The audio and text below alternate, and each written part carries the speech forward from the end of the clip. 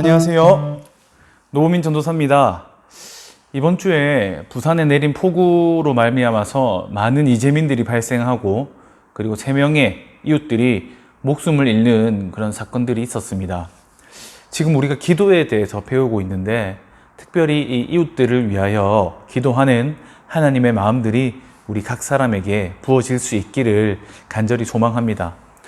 지난 시간까지 우리는 주기도문의 첫 번째 강구인 이름이 거룩히 여김을 받으시오며를 공부했던 기억이 납니다. 오늘은 주기도문의 두 번째 강구인 나라가 임하옵시며 이 부분을 우리 함께 공부해 보도록 하겠습니다. 나라가 임하시오며, 여기에서 나라는 하나님의 나라, 하나님 아버지의 나라, 즉 하나님 나라를 의미합니다. 그래서 두 번째 강구를 조금 상세히 살펴보면 하나님의 나라가 임하기를 강구하는 것입니다. 본격적으로 이 기도에 대해서 이야기하기 전에 하나님 나라에 대한 몇 가지 오해들을 좀 정리하고 넘어가려고 합니다. 첫 번째는 우리가 교회를 다니다 보면 천국 혹은 하나님 나라, 하늘나라라는 용어들을 섞어서 많이 사용을 합니다. 그런데 이 세 용어에 어떤 차이가 있을까요?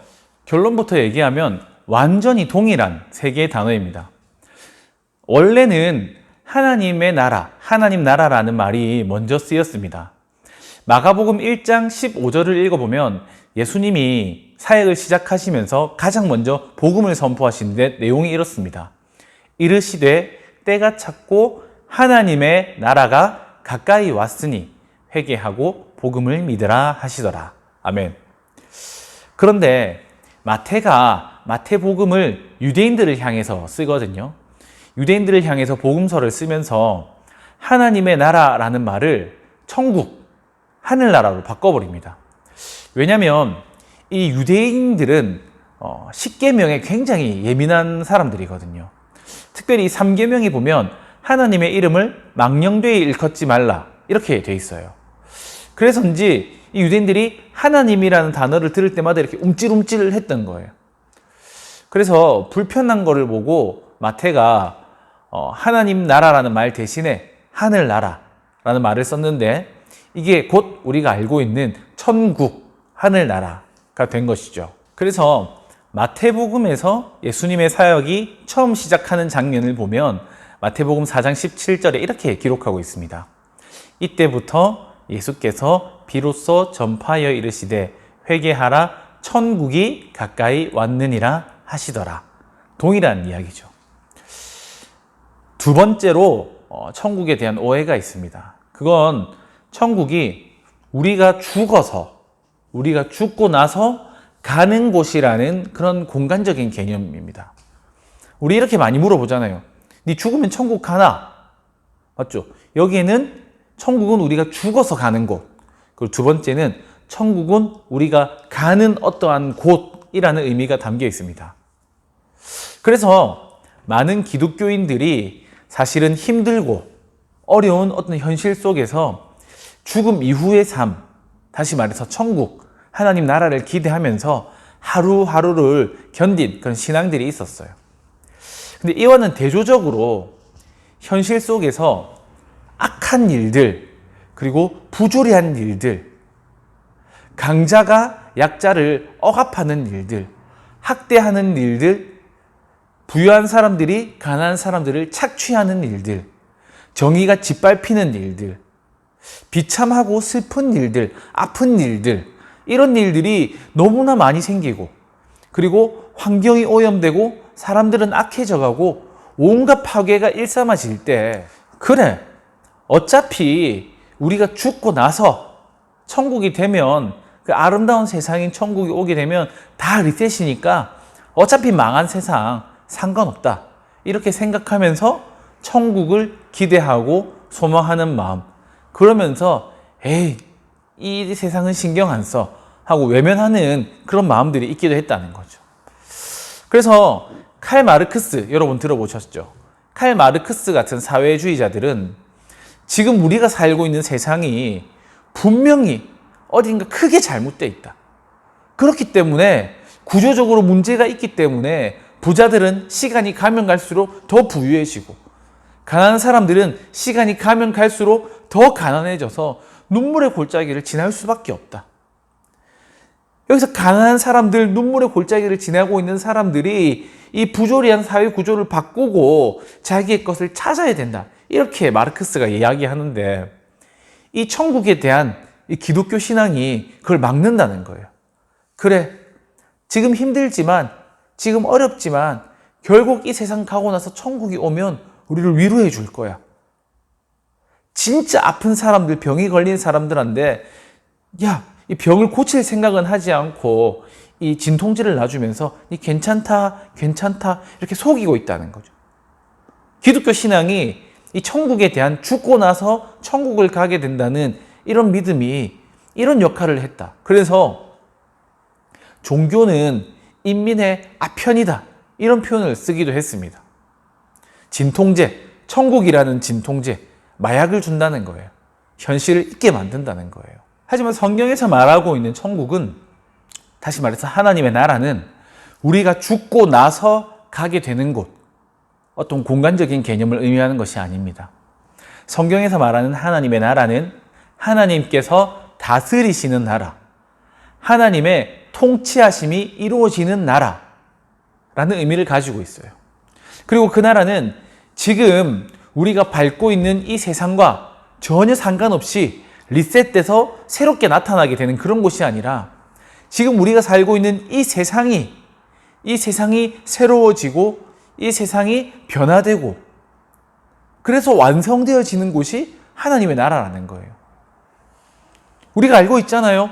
이 세상이 분명한 한계와 모순을 가지고 있다는 걸 알고 있잖아요. 약점을 가지고 있다는 걸 알고 있잖아요.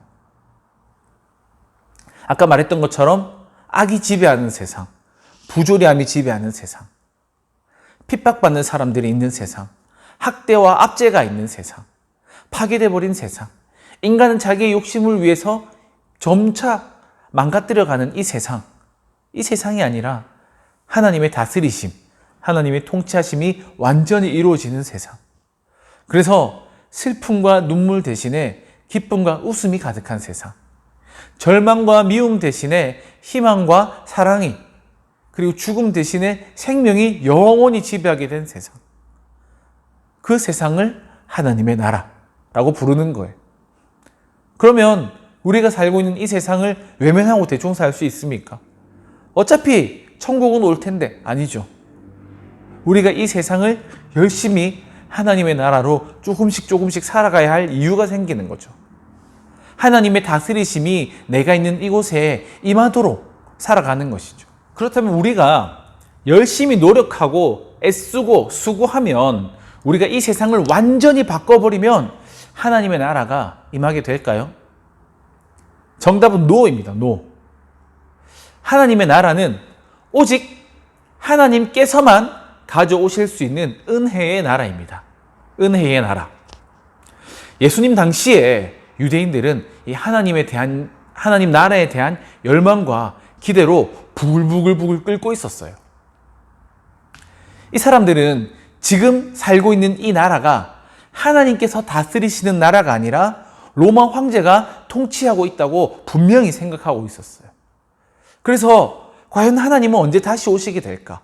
라는 질문을 계속했고 이 질문에 대한 결과로 하나님의 나라에 대한 어떤 폭발적인 열망이 있었어요. 그래서 저마다의 방법으로 하나님의 나라를 기다려왔습니다.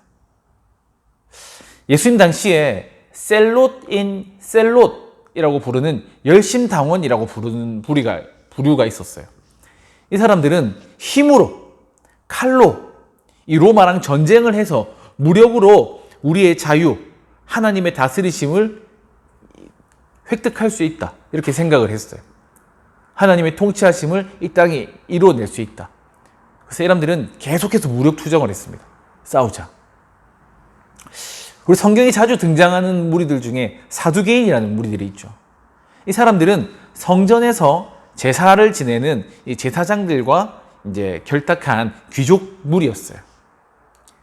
이 사람들은 로마랑 굉장히 친했단 말이에요. 그리고 부유하고 모든 권력을 틀어쥐고 있었어요. 그런데 아까 말했던 이 열심당원들이 로마랑 전쟁을 하고 전투를 해서 하나님 나라가 오게 되면 자기들이 누리고 있었던 부유함, 그리고 자기들이 누리고 있었던 기득권, 권력들이 위험해지게 되는 거예요. 그래서 이 사람들한테 하나님의 나라는 위험한 것이었습니다. 그래서 우리가 예배를 잘 드리고 제사를 잘 드리면 우리는 여전히 하나님의 언약 안에 있는 백성이다, 이렇게 생각하고 제사 지내는 일, 제사 드리는 일, 예배하는 일에 힘썼습니다. 또 이것과는 반대로 에세네파라는 무리가 있었는데, 이 사람들은 성전에서 드려지는 이 모든 제사가 이미 다 타락해서 하나님께서 이 제사를 안 받으신다, 이렇게 생각했어요.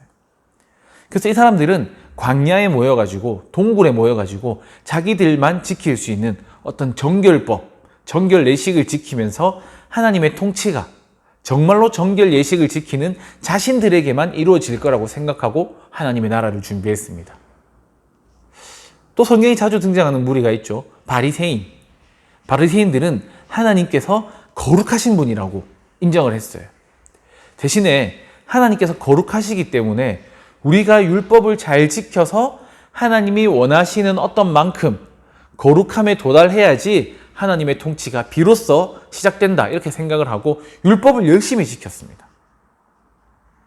잘 생각해 보세요. 1세기에 예수님 당시의 유대인들은 저마다 방법으로 하나님의 나라가 임하기를 기대했습니다.